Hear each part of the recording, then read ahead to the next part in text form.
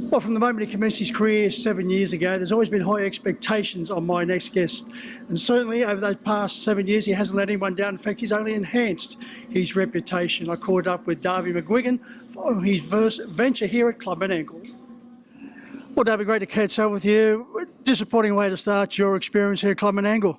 Yeah, it was a little bit disappointing whether he just didn't travel right or something, but he definitely wasn't himself tonight. So, yeah, hopefully the next one goes a bit better. Yeah, we're talking about Major Liner. Yeah, Blood Moon, this mare's going great guns at the moment. Yeah, she's flying. She's just in a rich vein of form at the moment.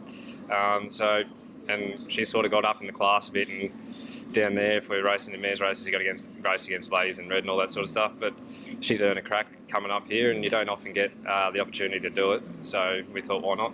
Darby, you find whether it's the thoroughbreds or the standard bred, when a mare finds her form, they usually keep it. Yeah, that's right. I can definitely attest to that with her. She's just going so well, and she just held her condition for so long and everything like that. So, yeah, no, she's going really good. As I mentioned, now 7 years in the industry, closing in on 400 wins. Yeah, closing on 400 wins. Yeah, it's been a good 7 years. I was driving full-time for a lot of that time, and then I went and got another job, and now I'm back getting into it again, so it's good, yeah. Speaking about jobs, your father Tim's had a couple of jobs, started out with an electrician, qualified, also a truck driver. But when you started to get your enthusiasm for harness racing, he started to go your way. Yeah, I think he was just starting to wind it up a bit, just cut back on the numbers of horses, and then I showed a bit of interest when I was about 14 or 15, and then I got my stable land licence, all that sort of thing, and got trial drives. And as soon as I started driving, he started amping his horses up again. He's pretty keen to help me out, but that's what he says anyway. But I think he loves it that much. He was happy to do it too. Before your father got involved, was there a history of harness racing, or racing in particular, in the family? Yeah, there's a little bit. Pop always had a couple of gallopers.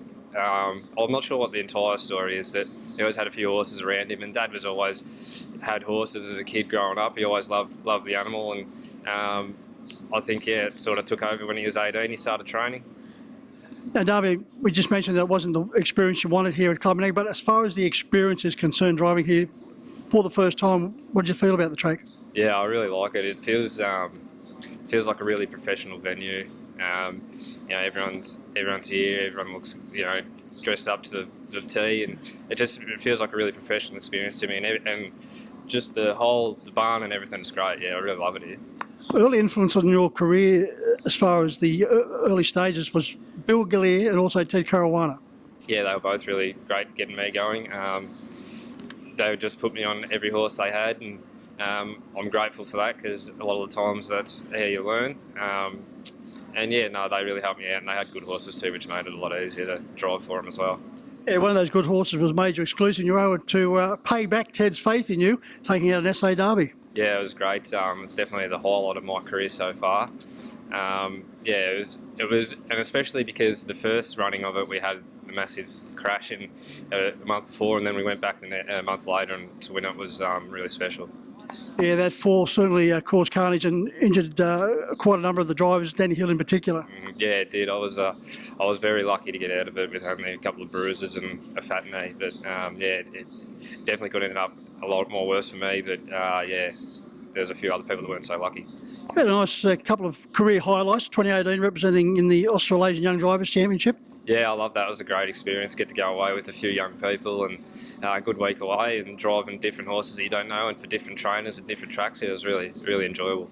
Yeah, and those friendships last a lifetime. Yeah, they do. I was seeing Chris Geary for one of the first times since then tonight, and you just get back where you left off. You know you're going well, Darby, when you capture the imagination and the attention of Emma Stewart and Clayton Tonkin, and they want to put you on their horses. And you was able to form a wonderful association with Phoenix Prince. Yeah, Phoenix Prince, he was a ripper for me. We fell just short in a really good race. I forget what it was, but when it was a Metro Claim, I sort of got on there with the Metro Claim and clicked with him pretty well. And yeah, he was a great horse to drive. He was just beautiful. Yeah, Rock and Icon was another one for Emma. Yeah, another one, yeah. He was a bit more difficult from memory. He was sort of a bit lazy and you had to keep into him. But, every horse you drive for them, they're a chance, and, they always have their horses spot on. Oh, the horses have been very good as far as your association. Royal Chevelle, A Special Dream, and he's an artist. Yeah, that's right, A Special Dream. He was my first Metro winner. he was great. It was Ryan Duffy's one of my good mates, and he didn't have his Metro licence at that time, so I got on. And Steve Duffy was good enough to put me on, and got a few winners out of him. And who was the other one? Just said Duffy. He's an artist rocking Special Dream and Royal Chevelle. Yeah, he's an artist. We trained him ourselves. He was a really nice horse. He just had terrible legs, and he would have been a nice horse if he had stood up. Outside of Bill and Ted in those early days, and of course your father, who else has been an influence on your career? I think drivers like Greg helped me out a lot, telling me what to do and what not to do when I was starting out. Gavin Lang was really good for me. There's a few there, but yeah, I think them two stand out the most, I'd say. There always seems to be a common thread when I have the opportunity to talk to the Victorians when they come up here and you ask them about influences on their career. Gavin Lang's always the first person they mentioned. Yeah, he was great. He's always, we wouldn't say a hell of a lot, but he'd always just give you a little nod and you go, oh. So he'd put you in the right direction if you're ever doing anything.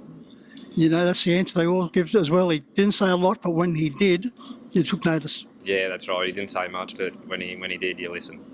Darby, you're a noted front-running driver, but one of your most outstanding performances, if not your best, you came from further back than Walla Walla with a horse because I'm set to go for Anton Galino in a trotters race.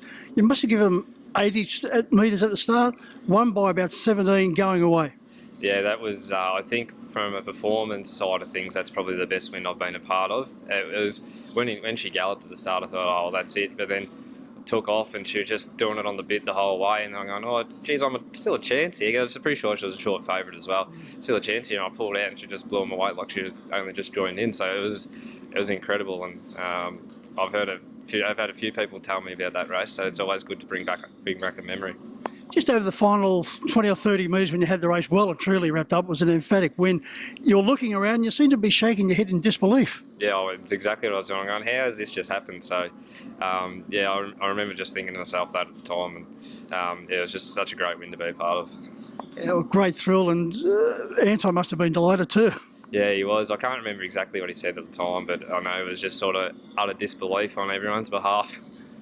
Did you give up the ghost or those early stages, as we mentioned, 80 metres behind the pack, and you just kept gradually picking up the field? Well, yeah, she was just travelled so well the whole way and just picked it up herself. Like, I never had to do anything at all to get her up or try and chase him. She was just on the bit and picked him up with ease, and then, yeah, the rest is history. Yeah, it's nice to have that one on the resume. As far as Menangle visits are concerned, it's just a test to see what your horses can do here, and maybe to the future looking forward to coming back again? Oh, yeah, definitely looking forward to coming back. I think, yeah, as I said before, Blood Moon deserves a crack at doing something like this. So, you know, she's been so good to us. So why not try and tackle a couple of bigger races with her? How many horses does that train? We've got 14 at the moment, but there's probably another 5 or 6 to come back in pretty shortly. Sounds like you're going to be busy. Yeah, it's a busy enough operation, yeah, especially when there's only 2 or 3 of us there at a time. No, it's been great to catch up. I hope for the balance of tonight's program will go a lot better for you. No worries, thank you very much.